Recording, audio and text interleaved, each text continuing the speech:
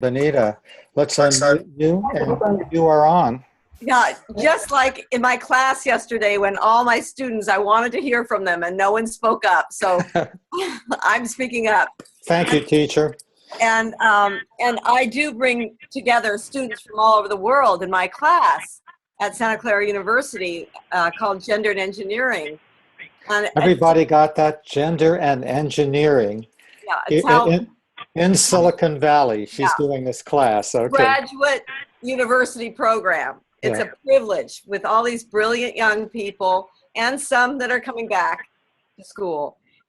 In any case, I have predominantly people from India in my class now, but also from a variety of other cultures.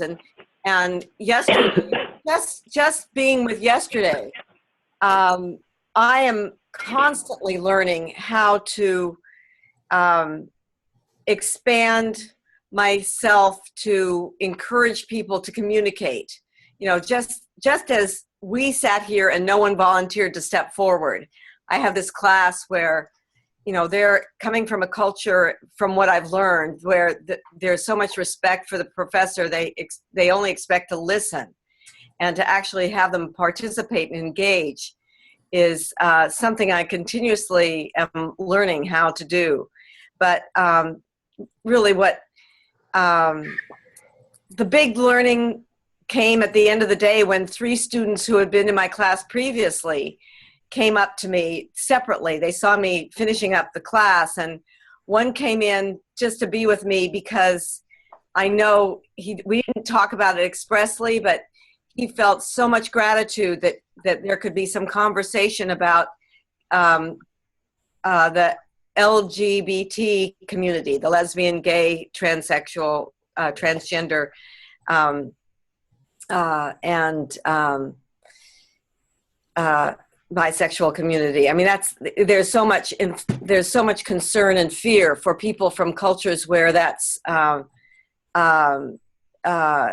even considered to be real, that for me to have provided a space for him to be able to listen and hear something about that, which I don't focus on, but I know that he had a greater sense of safety out of that. And I was rewarded that he came to thank me. And one of the other students came to thank me because I practically saved his life, because he had been so upset about not being able to be effective in his workplace and had lost out on an investment in the company and so many other things, that he had actually been considering suicide. But because of my class, he decided to sit down and talk with the people that he worked with. And he came in to tell me that he'd been given 300 shares of the company. And but it was much bigger than that, including his relationship with his family, he'd been beginning. So thank you, REA. Those are the kinds of things that I learned that I had no idea I'd be having so much of an impact in people's lives, and they impact me. Thank you, Benita. Who would like to speak next? Kay, you're on. I'll go next.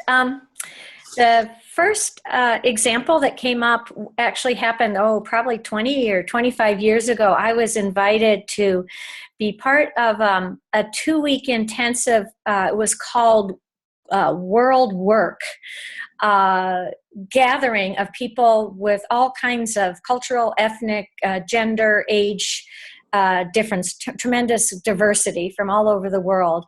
And we were all there to learn this paradigm called World Work together. And from the very first hour of this 2-week intensive program, there was very intense conflict between people, getting 2 inches from each other's face and shouting, and violence erupted in my small group the very first day between 2 men. It felt like a very unsafe environment. And so what I learned from that, I found folks that also felt that this was not going to create a culture of peace, or not without bloodshed, in the unnecessary perhaps bloodshed in the meantime. So we got together and meditated or prayed, depending on their cultural religious background, before every group session, large group session, and we basically held the room in a place of silence, peace, and generosity. So what I learned from that was, number one, to face my fears, because there were many times when I just wanted to leave, and it felt very unsafe. And to face my fears in a way that, by telling my truth and then feeling the real healing, coming back to wholeness by some of my own life experiences, where I was the victim of conflict or violence that I shared. And then the other thing that I really learned deeply was the power of silence and good intentions, and to find our tribe, to find our community that we can do that with. And the whole prominence of the circle.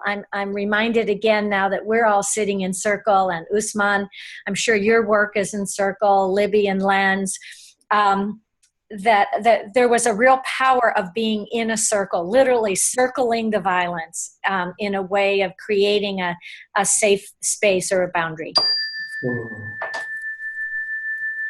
Yeah. Thank you, Kay. Beautiful. All sorts of circles in the world.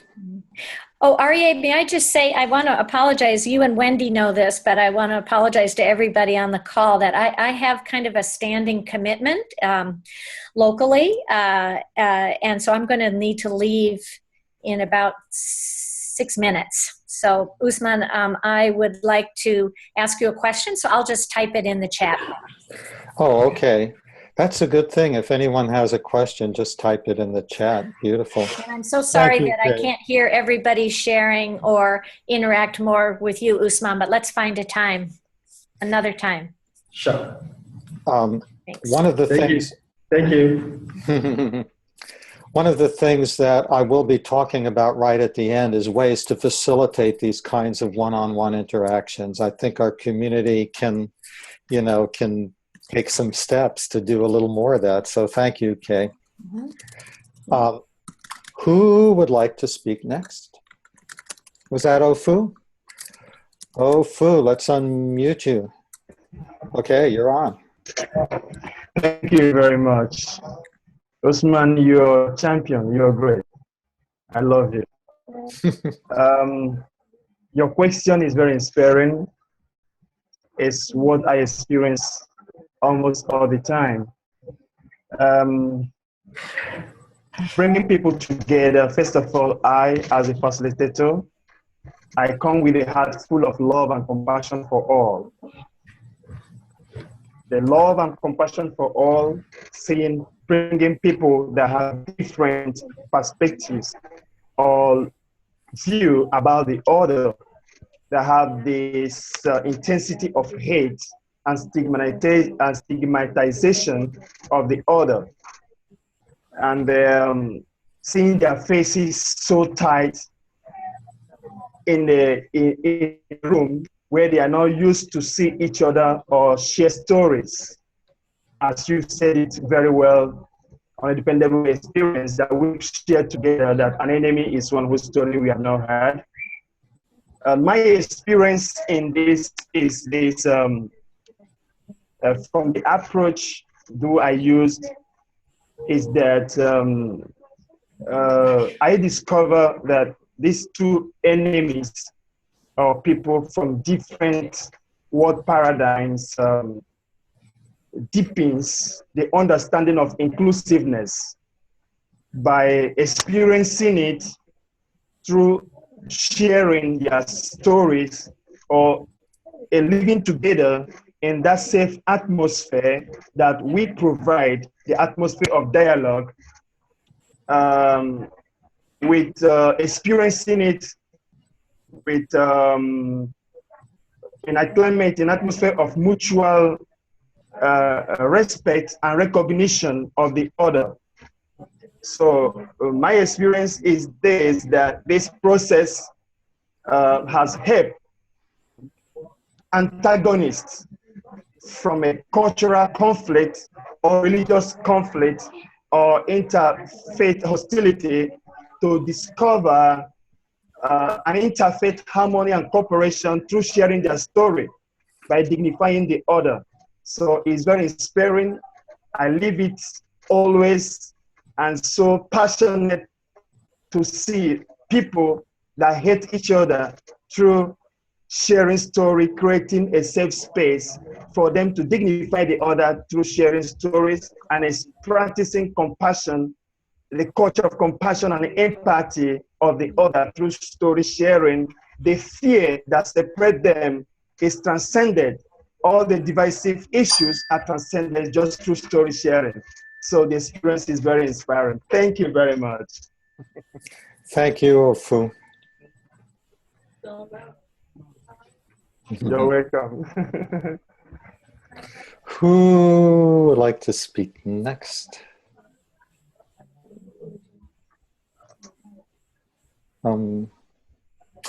Zilong, may I call on you?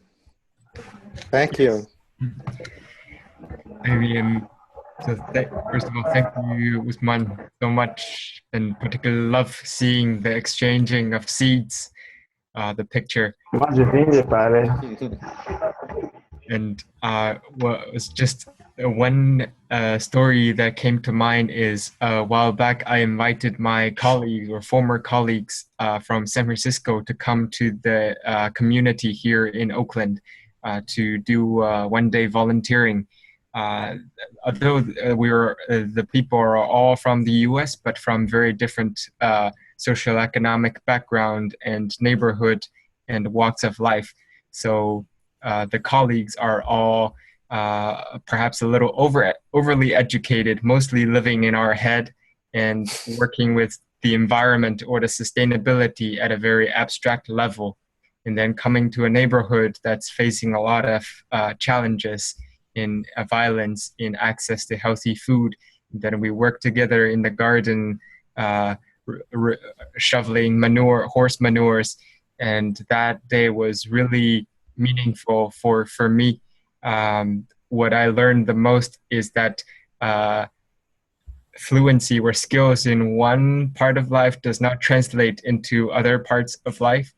And that only when we get our hand literally in the dirt or shoveling manure, get the manure in our shoes, then we really have an understanding of what sustainability is about and why we do the work in the first place.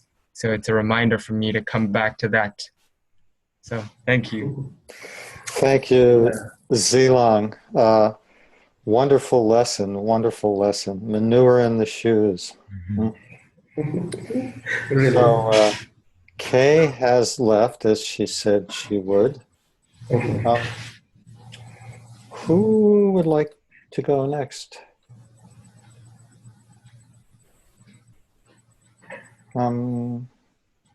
Let's see. Dan, may I call on you? Very good to be part of this circle. I'm a new member. This is my second time in the circle with you all, so I'm honored to be here. My work is I'm a musician and I work in care facilities for elderly people, including dementia and Alzheimer units, and also with special needs, young adults and children. So I have been in groups where there have been many different races and cultures and religions. They all live in the same environment, but they all are different. And through music, my experience is, what my goal is to bring people together to find that common denominator of encouraging people to sing and doing music from different cultures. And I'm often very successful and occasionally less successful, but on a very good day, it's that power of music to transform and to heal and to bring joy. So for me to do that, it's getting out of my head and trying to leave my ego at the door and just let the music carry us. And I mentioned earlier the video that Len and Libby did at the conference in Nigeria. And I was especially moved, of course, by the singing that the group did. And the singing that participants brought, sharing a song that they had written sometimes or from their particular tribe or culture, and how that brought everyone together in a way that words could not necessarily do as well. And then also the background music on that little video also was, inspiring and moving, the Nigerian inspired music. So that's pretty much, thank you for the opportunity to share.